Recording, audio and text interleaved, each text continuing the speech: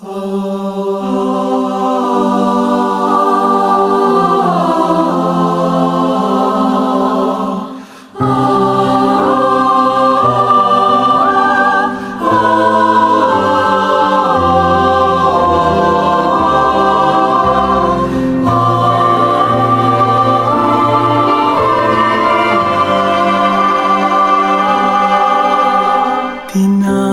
mo akong maging katulad mo, tahakin ng landas na sa'yo'y nagpako.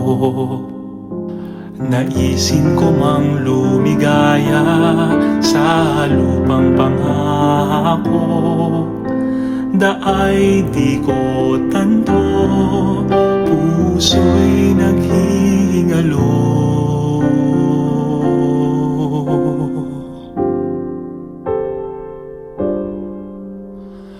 Nais kong magpunta kung nasaan ka, makita ka at masilaw sa iyong liwanag at ganda. Marinig ka, isigaw ang langit mo.